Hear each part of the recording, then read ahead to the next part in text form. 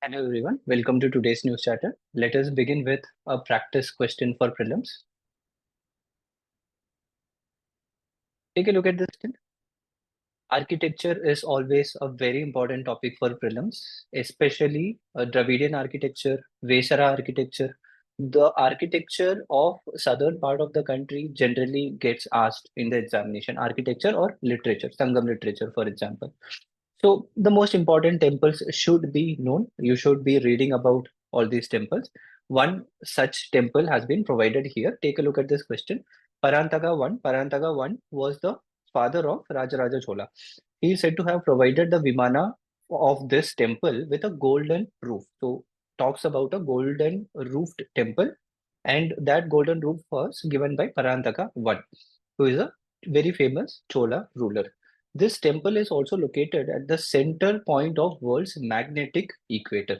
What exactly is magnetic equator? We classify Earth's poles into North Pole and South Pole, but however, the magnetic field of the Earth is aligned in a different way. So the magnetic north and magnetic south does not coincide with the North Pole and South Pole, which we describe geographically. Study about this concept in geography, you'll get a clear idea about it. So this temple is placed in such a way it is located exactly on this magnetic equator. So what is the name of this temple? Four options are provided here. Kailasanatha temple at Kanchipuram. It is not the right option because Kailasanatha temple is a very famous Pallava time temple which was designed by Rajasimha. So that's not your answer. Airavateshwara temple at Dharasura was built by the later Chola kings. So that is also not your answer. Thillai Nataraja temple at Sidambaram is your answer. Brihadeshwara temple at Tanjore is a very famous temple built by Rajaraja Chola, but that doesn't coincide with the description that is provided here. So the answer for this is Thillai Nataraja temple, which is located at Chidambaram. Let's move to the next topic. Atoms for net zero.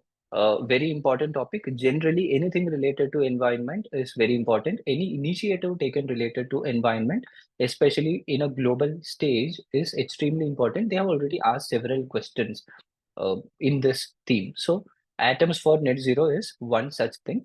It is the first ever nuclear energy summit. Atoms for zero is a different topic.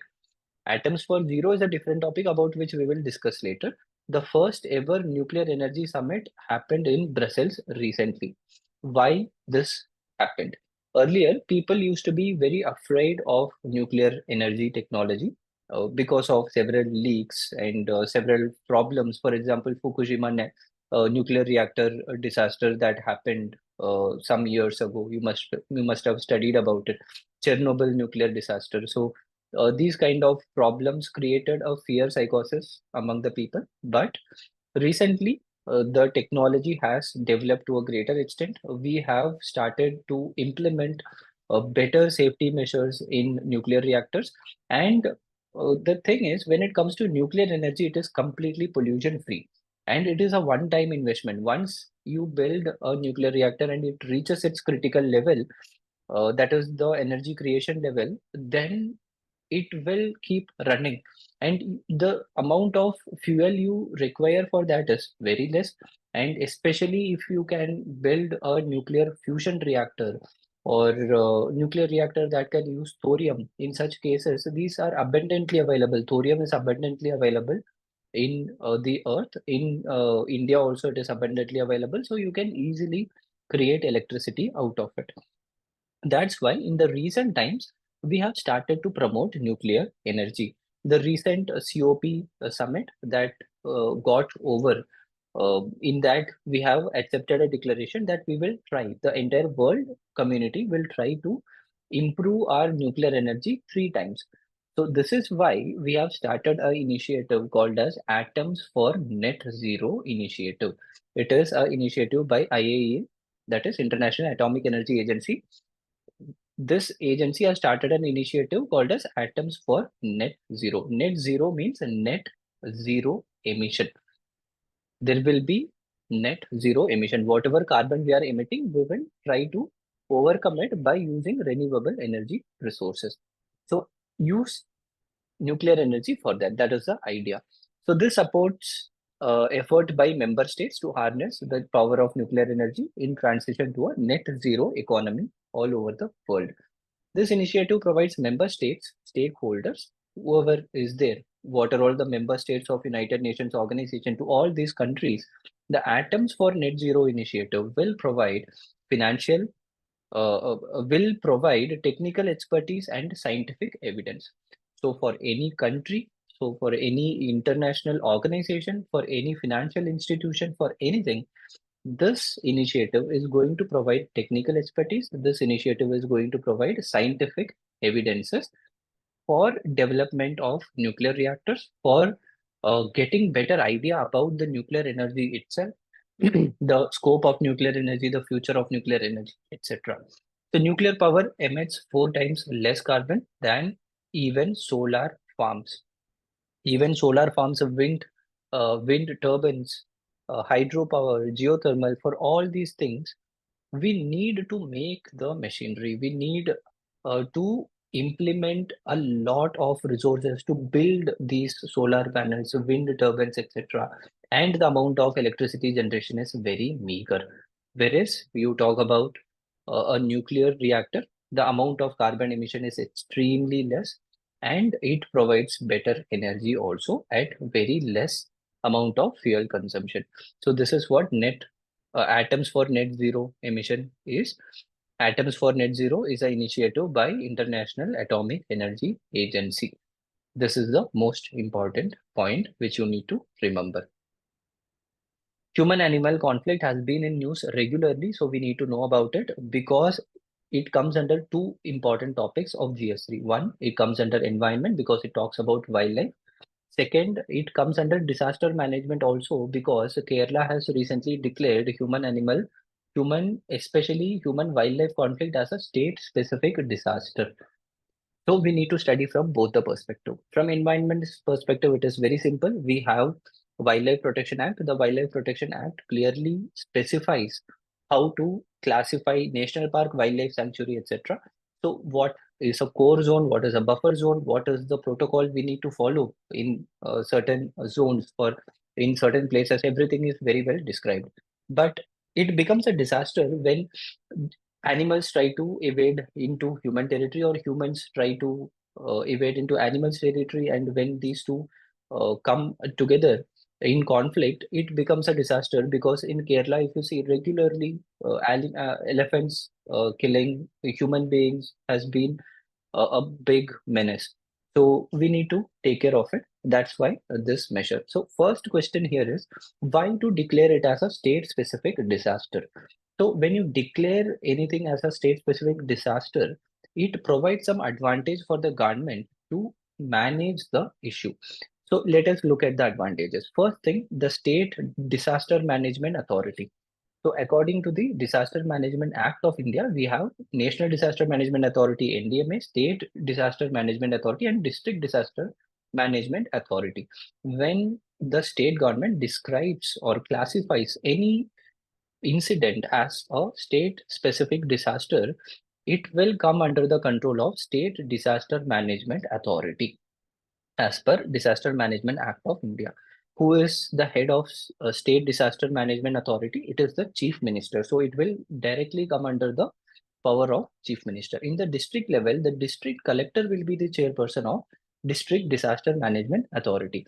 So a normal issue which was earlier handled by the local police will directly come under the district magistrate and the state chief minister. So this is a very big very big advantage. So the state can easily try to overcome this issue. They can provide an action plan. They can devise methodologies to overcome the problem. So this is first thing. Second, only Supreme Court or High Court can entertain any suits that is related to Disaster Management Act.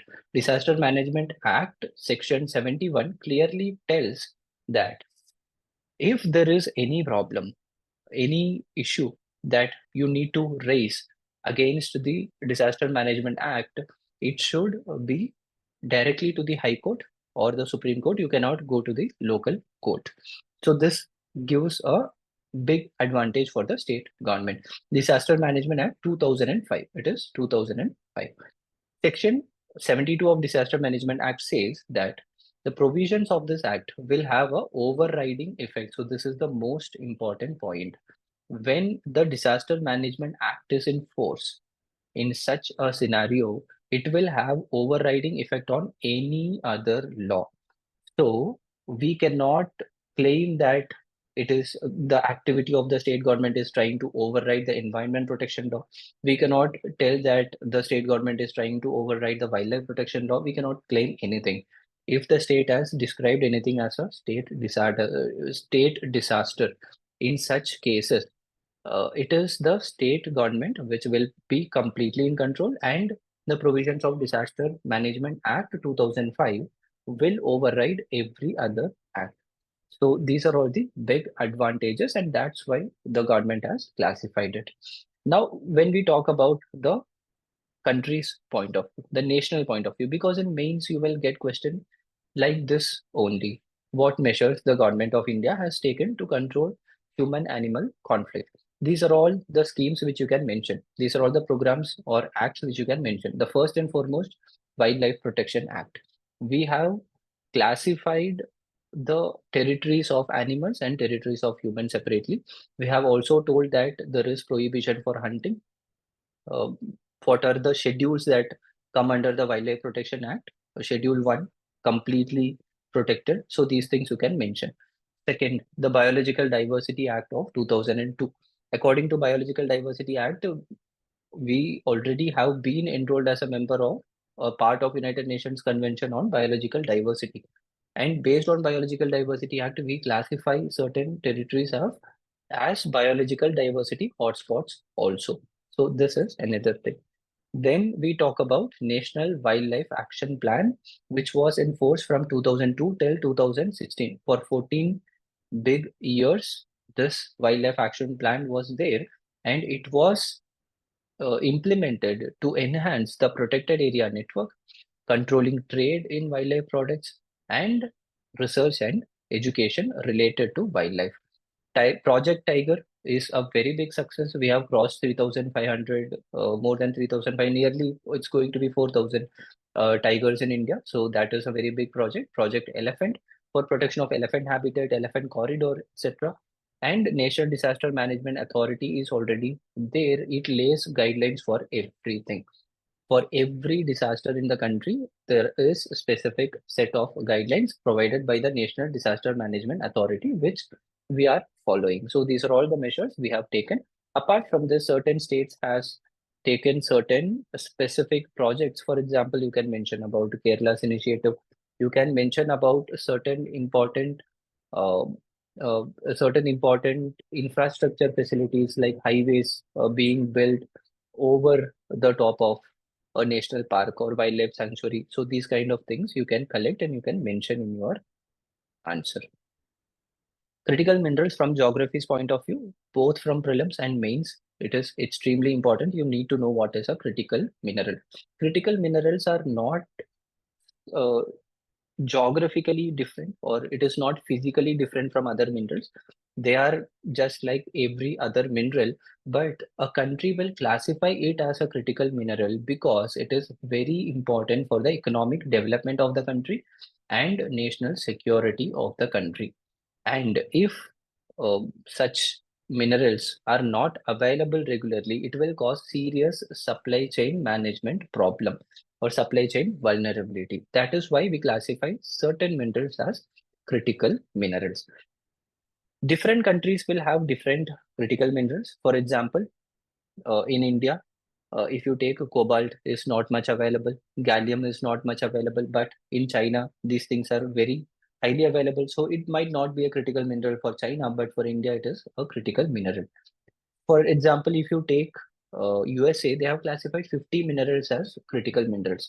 In India, recently in 2023, we made an amendment to Mines and Minerals Development and Regulation Act, in which we claimed that India is having 30 critical minerals, 30 minerals as critical minerals. Some of the examples are antimony, beryllium, bismuth, cobalt, copper, gallium, germanium, lithium, etc.